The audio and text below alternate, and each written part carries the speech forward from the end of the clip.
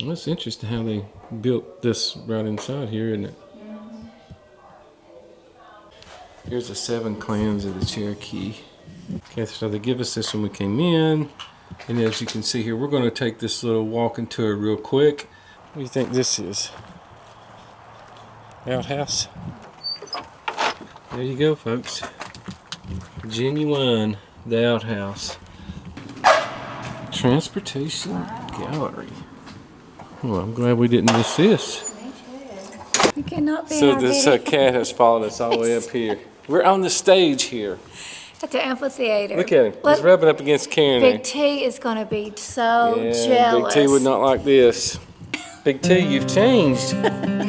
Don't tell Big T. He's going to be upset.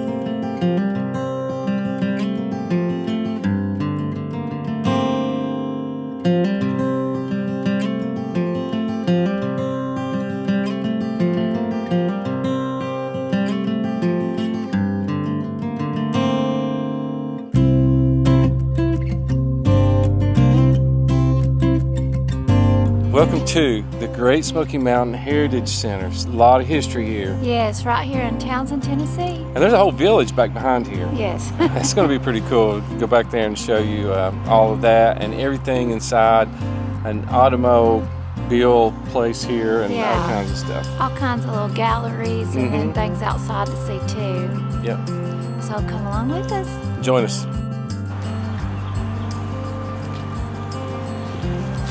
You ready? You like these rockers? So they have an outdoor part and indoor. Look at there. Handbooks. What kind of books?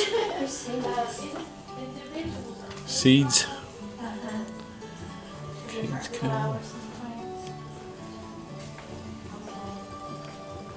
We got soaps. These little baskets. Isn't that cute? Little bitty things. Some kids' shirts. Look at that big puzzle, Smoky Bear.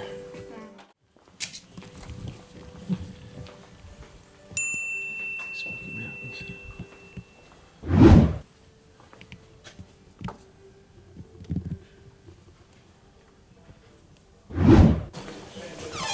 Okay, so she was telling me that they came in here and found all these things.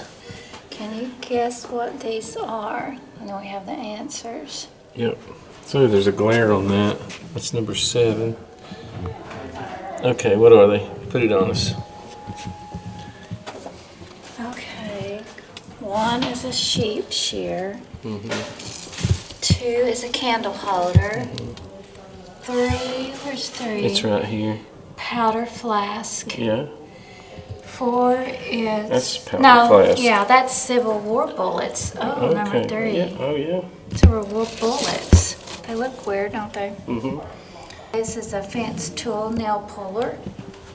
7 is a ice crusher. 8 is a butter mold. 9 is a toaster. And 10 is a rice or applesauce maker. Right there, 6. Is a rug beater. Yeah. Black bear. Look at that stuffed black bear. It says 4,000. It's believed that 4,000 are inhabiting the state of North Carolina. But this is the stuff that was found when they dug right here in this area. Look at that. I can't read it from here. That's a cooking pot. That's a miniature pot. Look at that little thing. This is a storage pot, a cooking pot, bowl, food storage, small bowl, effigy pot, cooking. Just different pots here, isn't Yeah, cooking, large pot. provided. Neat. And this, that's our deer and turkeys. What types of seeds were domesticated during this time? Okay. Sunflower. I like sunflower seeds. probably. Yep. It's coming to Three Sisters. Wait a minute, put that back down. The earliest plants domesticated by local peoples are referred to as the Three Sisters because the stalks of corns act. Okay, that's neat. What natural materials did local Native Americans use to make tools? Well, we already saw the answer, I think. Bones, such as the leg bone of a deer. Antlers for digging. So look at that. It says the narrow end of these stone tools function as a drill. What tool was used during the Mississippian and Cherokee periods that resembles a modern day sewing needle? A bone awl. Sharp tool used to punch through holes of lead. Okay. Hunting technology. Oh, wow. Blowgun. Look at that thing. Blowguns were used to hunt small game like birds, rabbits, and squirrels. Yeah. Here's the 7 clans of the Cherokee. Wolf, potato, deer, red paint, bird clan, long hair, blue clan. Cades Cove and Elkmont culture. Here's Cades Cove. I think this is going to be interesting right here. The early settlement in Cades Cove prior to 1818. You can see there. Again, pause that and read it. But look at this. It's a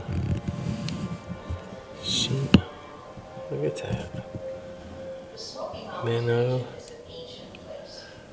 The auger. It's a hinge. Pair of glass. And of course, this is the John McCauley cabin there in the center. Jane Whitehead Cable. And Andrew Oliver and Francis Shield.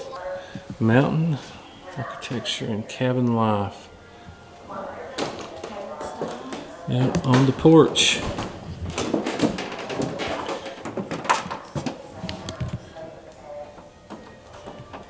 Look at this. Very interesting. Cabin notching styles. Here's the cabin styles. You can see this is a single pin cabin right here. Dog trot cabin, saddleback cabin, and right here it tells you the difference in each of those. Right, dog trots were 2 identical cabins built side by side. Yeah. Here's a half dovetail notching. Well, it's interesting how they built this right inside here, isn't it? Cades Cove by fireside. Fireplace was multifunctional.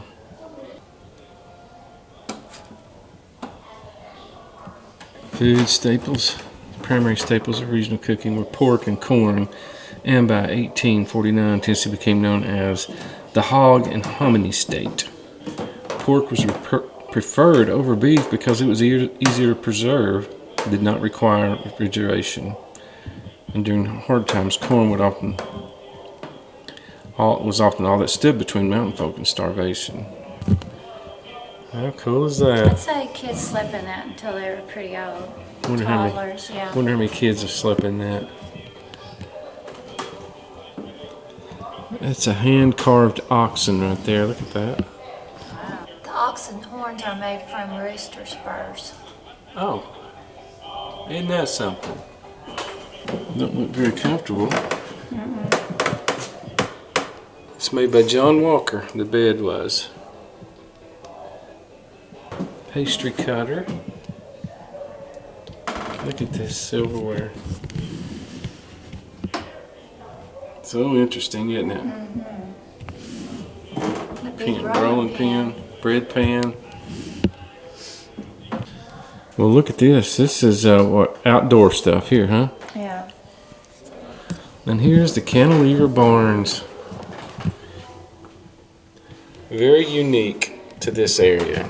It says more than 100 cantilever barns were built in Blount County, representing a unique architectural adaptation. The characteristic feature, an overhang that supports a secondary loft, is believed to be an innovative response to the rainy mountain climate. The cribs often served as livestock pens, while the loft provided space for storing hay. You guys can read that there. I'd heard also that maybe they were built that way because they were taxed on the amount of space on the ground, and the bottom only took up so much space, and then much bigger at the top, so their taxes will not be as big. I don't know what the real story is there. This is really neat on apples. What's it say? It was the most abundant fruit in the mountain diet. They grew a variety. Apples were sliced and sun-dried on a wooden scaffold and stored away in barns for winter consumption. It's estimated between 14 and 1,600 different varieties of apples grew in southern Appalachia during the 19th century. But they made fried pies, cakes, apple butter, applesauce, jelly, cider, and vinegar. And over here is Elkmont. It's a little bit dark in here. I'm not sure you can see. I mean, you got a railroad hammer. Some railroad things. History of Elkmont. Tourism. It's kind of hard to see, isn't it? The reflection. And that's a gate from a spindle top.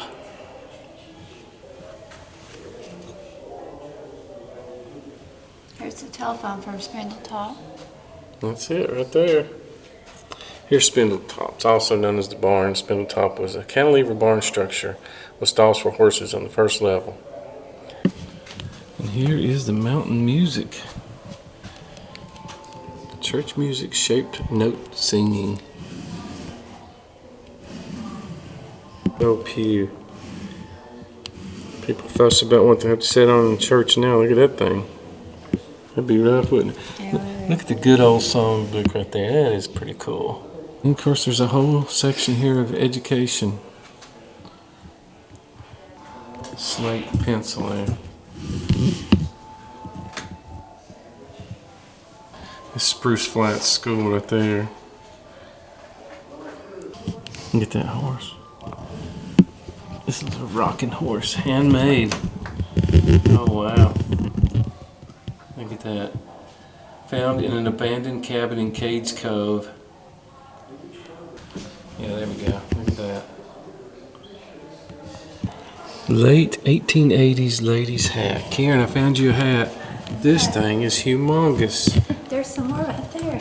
No, look at that thing. Yeah, it's big. That section's pretty neat, but It next is. one is outside. Let's go check it out. Okay. So they give us this when we came in, and as you can see here, we're going to take this little walking tour real quick of an Appalachian village.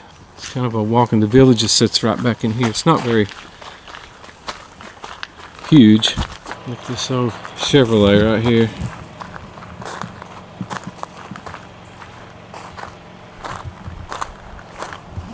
Steel house. Yeah. Oh, yeah.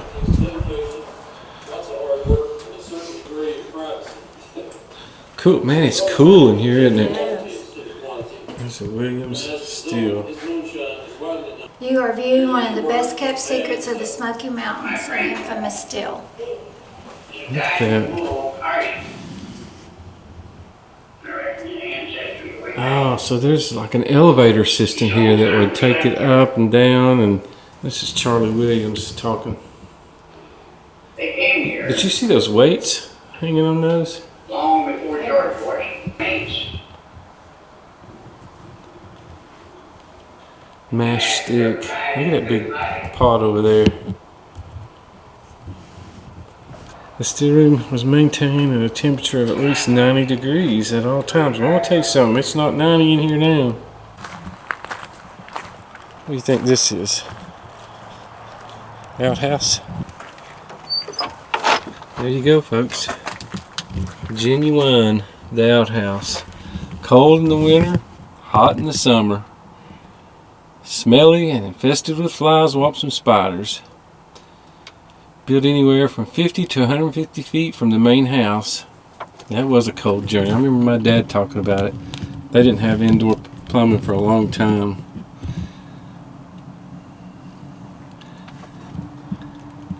My man. Oh yeah, pig scalder. What's a pig skull? They're vats, I guess. They would build fires under them, and they had to burn the hair off. Look at this carriage. I know. Wow. Old wagon. What's that? That's a planter of some kind. I guess corn. Looks like farm equipment. Put your corn up here, and the mules would carry it. Oh yeah, and this is from downstairs. They would crank that. Remember that elevator I was showing you? It would crank up to here to this level, and they would put it on this, and then they would send it out. Wow. Okay, so what are these houses coming up to? You got the pamphlet? Yes. I love this history stuff, man. So we're coming up to what, 4 and 5? What is that over here? That's the cantilever barn right there. But what is this right here? What's that say on it? This is a smokehouse. Oh yeah. Yep, there it is. After first hard frost, the smokehouse became a busy place. This was where meat and the family was cured and stored. In the Smoky Mountains, hogs were the most common source of meat. So, y'all can read that if you'd like. And then hung up. The skinning board, storage crocks, and the cantilever barn. You can see up top, but just so much of it on the ground here. And then a big section up on the top. Wooden hinges here. Oh yeah, right there, see them?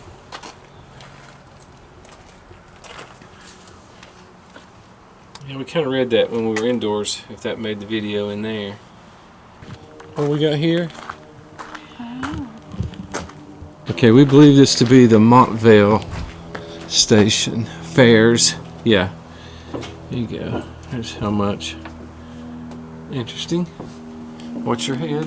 Gotcha. Look at this Christmas tree. Yeah, it's pretty roomy in here, isn't it? Rules for stagecoach travel. Did you see this? When a driver asks you to get out and walk, do so and do not grumble about it. Bull's horn. Yeah. This is made from corn shucks. Corn shucks. Wood and paper. Star. Montvale Station, built in the 1830s by Dan Fout. Was used as a post office serving 8 families in the Montvale Springs area.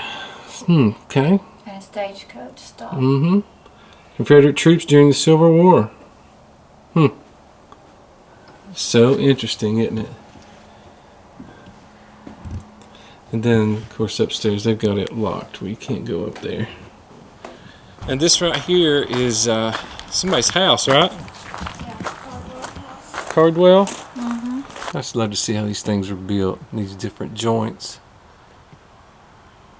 Here it is, the Cardwell family on July 16th, 1891. James Andrew Cardwell and Martha Clayball were married in Sevier County. Between 1892 and 1895, he built this cabin, and it was their first home located between Pigeon Forge and Gatlinburg. There they are. And here's where the sleeping arrangements, if you can see that. Babies and small children slept downstairs with their parents. Oh yeah, you can read that. Looks like they had a fire in here recently. Does it? Probably during the Christmas season. Wallpaper. Newspapers and other salvage scraps of paper were used to wallpaper the cabin. What do we got here? An old organ? So you can see some of it right here. Yeah. Bradley County High wins East Tennessee. What is that date? I can't see it. Saturday, 1924, it looks like on that. Department specials, look at that. Very interesting. You can see where all the newspaper and stuff was torn down off of this wood, can't you? Look at that old mirror. My goodness. It says chicken and geese were not only food for the family, but feathers to use as filler for pillows and ticks, known as mattresses, that were called ticks. Some families use corn shucks as the filler. That wouldn't be as comfortable with it. Corn shucks. Not as good as chicken and geese You feathers. know what that is? Yeah, buddy. No. Look over your head up here. You see this? Right there. Keep that right where they could get to it quick. This is the Wilder's Chapel. Oh, yeah.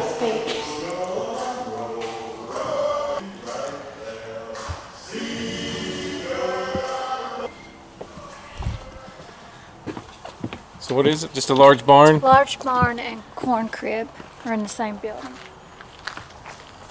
Get that old John Deere over there. This is the long cantilever barn. It was donated to the Heritage Center.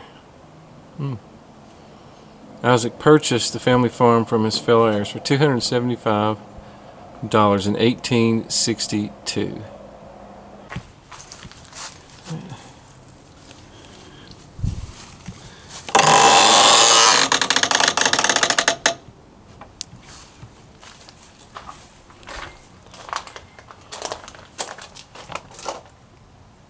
Steam powered.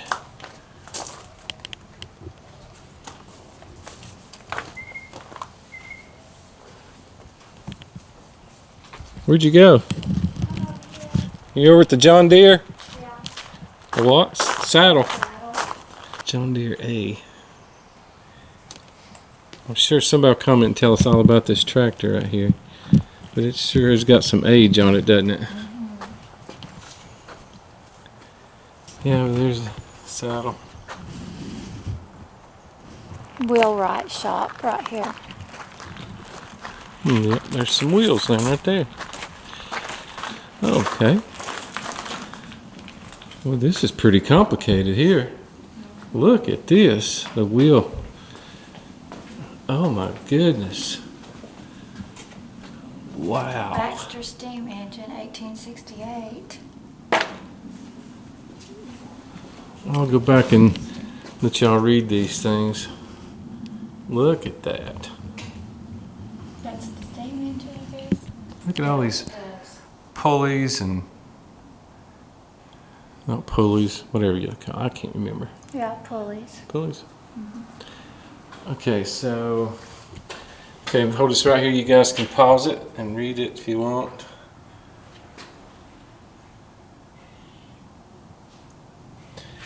And then how a wheel is made.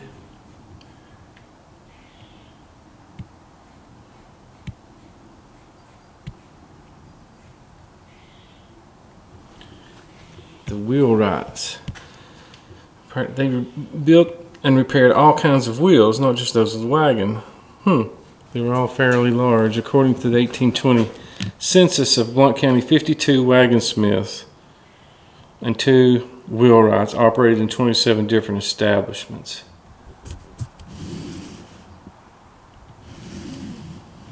Very complex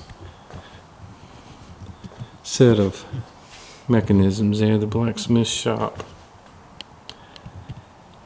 They were farmers, not just blacksmiths. And they smithed on the side. Shoeing horses. Yeah. That's the Baxter steam engine, yeah. Yeah, see, those 3 levers right there. Yeah. This is set-off house. I don't know what that means, but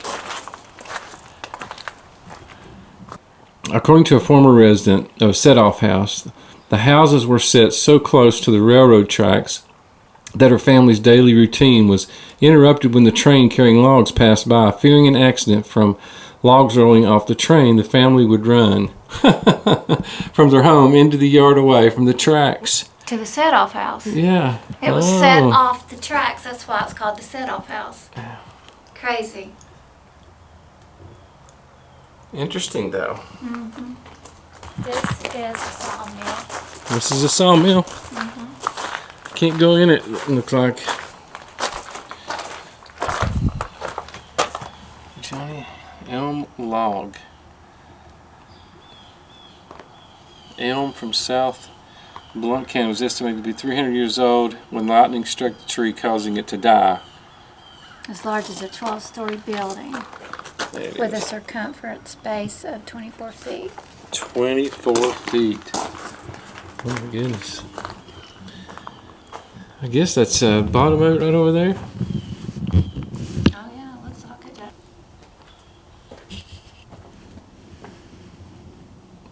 Gives you a look at it there. What is this over here, Karen? Print shop. Print shop. We better go in there. Maryville Times founder. Andrew Jackson Neff was born 1825 in Nickham, Ohio. Look back there.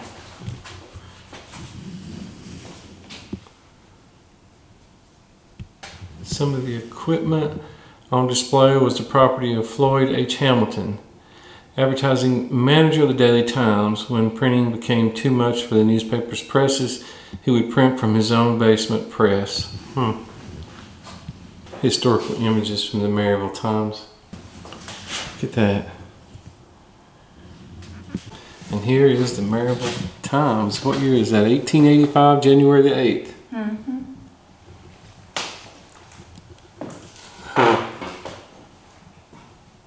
Oh, how interesting. Okay, then we come to the Amphitheater, and I think they have a concert here. I don't know what that brochure says, but every weekend, isn't it, Karen? I think it's every Friday. Is it Friday or Saturday? Friday night concerts. Yeah. So if you're camping here in the area and you want to come over and enjoy concerts, some They have this fire pit going. mountain music, very cool. Look at this. Big, isn't it? Look at that.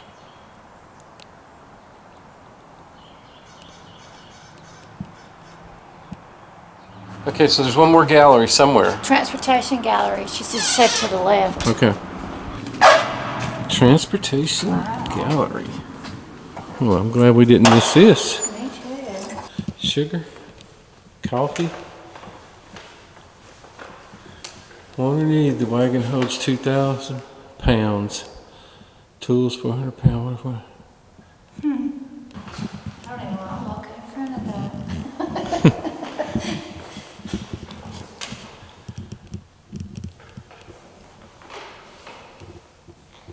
Now you're in there. This is a 53 Chevrolet Bel Air. Has that got a window sticker on it, Karen? How much was that? $2,075. Oh. And February the 2nd, 54.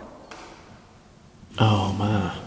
It says who it was sold to. Does it really? Mrs. Dicey Blair. Maryville, Tennessee, number 10.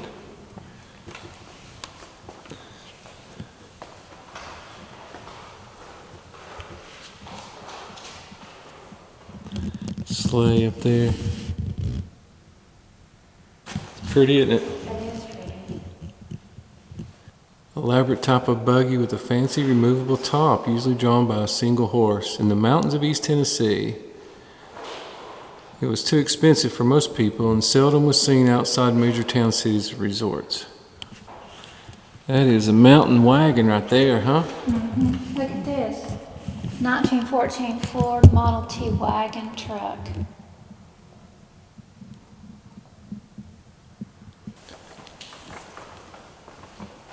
It's a road scraper and a dump wagon. Used to haul dirt and gravel.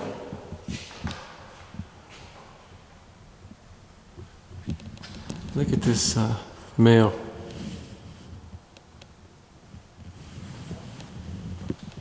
Rural mail delivery, $56.90 for that wagon. General description. It talks about the body and the wheels. And 1925. That's Brockway.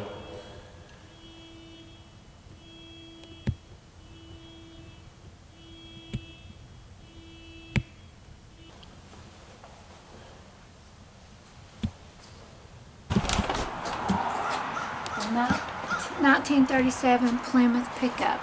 Yep. What do you think? had a place like that for? There's not one on the other side. I guess that's where the spare tire went, right there. It was sitting there and hooked to that. Pretty old thing, isn't it? And then there's another cantilever barn. See it right down there? And some cabins down there. Chills. You cannot be So in our this video. cat has followed us all the way up here. We're on the stage here. At the amphitheater. Look at him. He's rubbing up against Karen. Big T is going to be so Yeah, jealous. Big T would not like this. Look, He's on our laps now. Look. Well, anyway, guys, thanks. We hope you enjoyed this walk through. the Great Smoky Mountains Heritage Center. Yeah, we had a blast, and Got him off Vegas. it was a lot of fun. He's back, right on our lap. Look at this. He's Just laying laying down. But anyway, from here in Townsend, Tennessee, until next time, Or Fridays. forever. Bye, Bye-bye, everyone. everybody. Big T, you've changed. Don't tell Big T. He's going to be upset. The Great Smoky Mountain Heritage Center. Right? Hey, did you get something in there? I did. These sweatshirts are so neat because it says, "The mountains are calling, don't let it go to voicemail." Oh, I like that. That's good.